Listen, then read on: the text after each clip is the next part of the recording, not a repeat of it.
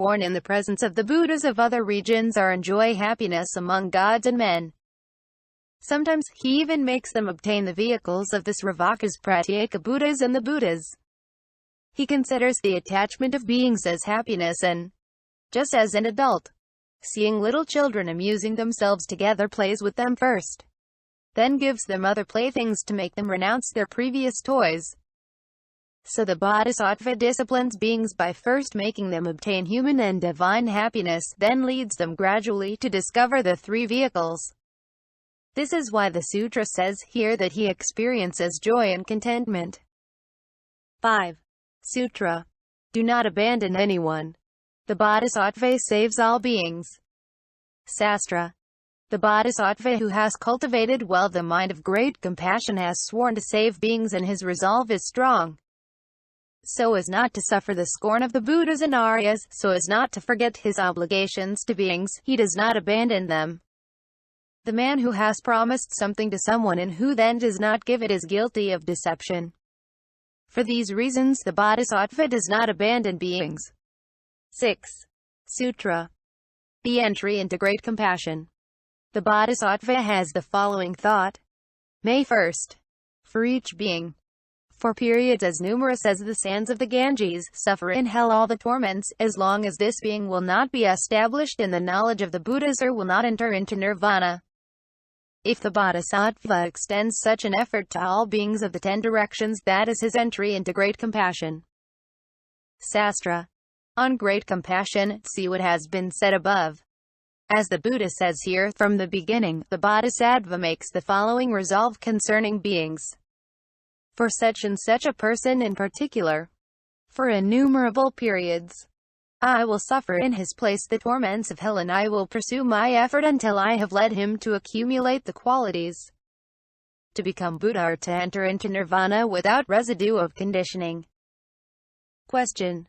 But there is no way of suffering a punishment in place of another.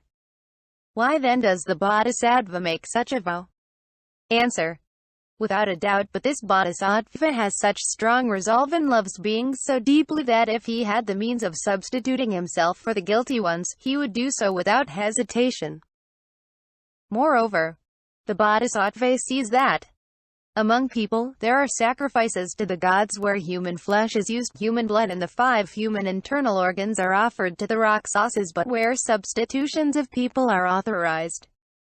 Then the bodhisattva says, in the hells there must be substitutions of this kind, and I am determined to take the place of others there. Learning that the bodhisattva's great resolve is like that, beings honor him and respect him. Why? Because the bodhisattva's concern for beings is so profound that it surpasses even that of a loving mother. 7. Sutra. Faith, respect and submissiveness to the teachers. The bodhisattva produces the notion of teacher, i.e., he considers his teachers as being the Buddha in person. Towards teachers. Sastra. Because of his teachers, the bodhisattva obtains supreme complete enlightenment. Why then would he not believe them, respect them, honor them? High as his own knowledge and qualities may be, the bodhisattva would not derive great benefit from them if he lacked respect and veneration for his teachers. The excellent water at the bottom of a well cannot be reached without a rope. In the same way, destroying his pride and vanity, the bodhisattva must be respectful and obedient towards his teachers so that the great benefits resulting from his virtues may come to him. The rain that falls does not stay at the top of the mountain, but necessarily flows downward. In the same way, if the bodhisattva is prideful and haughty towards his teachers, the water of the Dharma does not enter into him. But if he respects good teachers, the qualities due to him fall on him. Finally, the Buddha has said that it is necessary to depend on good teachers so that morality, concentration, wisdom and deliverance can increase. In the same way that the trees that grow on the Himalayas, their roots, trunk, branches, leaves, flowers and fruits are in full bloom. This is why the Buddha said that we must honor our teachers as if they were the Buddha in person. Question. But if it is a matter of bad teachers, how could one serve them and trust them? It is impossible to regard good teachers as the Buddha and all the more difficult to regard bad teachers as the Buddha. Then why does the Buddha here want us to produce the idea of the Bhagavad toward teachers? Answer. The bodhisattva should not conform to worldly judgments. Those who conform to them are attached to the good and turn away from the bad. The bodhisattva does not act in that way. If some teachers are able to explain to him the profound meaning and cut the knot of his doubts, he sees his benefit there, he honors them wholeheartedly and does not think about their defects. If the bad purse is full of jewels, one does not refuse to take the jewels under the pretext that the purse is bad. If you are traveling at night on a steep path and some thieves offer you a torch, you would not refuse this light under the pretext that the thieves are bad. In the same way, the bodhisattva who finds the light of wisdom in his teachers does not care about their faults. Furthermore, the disciple should say to himself, my teacher uses the innumerable artifices of the prajnaparamita. I do not know why he affects this fault. Thus Atopoluan heard the voice of the Buddhas of the 10 directions say to him from heaven, do not think about the deficiencies of the Dharma teacher. Always have respect and fear for him. Finally, the bodhisattva has the following thought. That the Dharma teacher likes what is bad is not my business.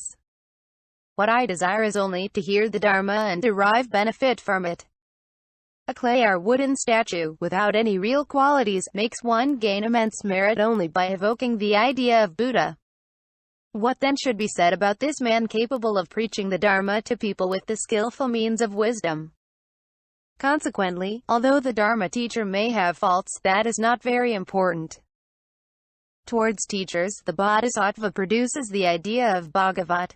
As I have said above, the bodhisattva is different from worldly people. Worldly people make distinctions between beauty and ugliness. They like honest people but do not see them as Buddhas. They distrust bad people and do not take them into account. The bodhisattva himself is not like that. He contemplates the absolute emptiness of dharmas which from the very beginning are like nirvana without residue of conditioning. He looks at all beings and sees them as equal to the Buddha. All the more reason that he sees as equal to the Buddha the Dharma teachers who possess the advantages of wisdom and who do the work of Buddha. 8. Sutra. The energetic search for the perfections. The bodhisattva seeks the perfections attentively, without doing anything else. These are the 8 dharmas to be fulfilled by the bodhisattva Mahasattva who is in the second ground. Sastra. The bodhisattva has the following thought. The 6 perfections are cause and condition for supreme complete enlightenment. I will cultivate this cause and condition attentively. Merchants who diligently search for the goods asked for by the lands through which they travel. Farmers who diligently look for the seeds needed for the soil which they are cultivating cannot fail to succeed in their business. The person who, in the present lifetime, practices generosity, later obtains great wealth. The person who keeps the discipline later obtains noble rebirths. The person who practices concentration and wisdom obtains bodhi. It is the same for the bodhisattva. If he practices the 6 perfections, he succeeds in becoming Buddha. It is a matter here of energetic search. Of constant attentive and energetic search for the 6 perfections. Why? Because if slackness creeps in, one is stifled by the passions and overcome by Mara. This is why the Buddha says here in the second ground not to relax energetic search. Bhumi 3. 1. Sutra. Furthermore, O subhuti, the bodhisattva Mahasattva in the third bhumi should devote himself to 5 dharmas. What are these 5? 1.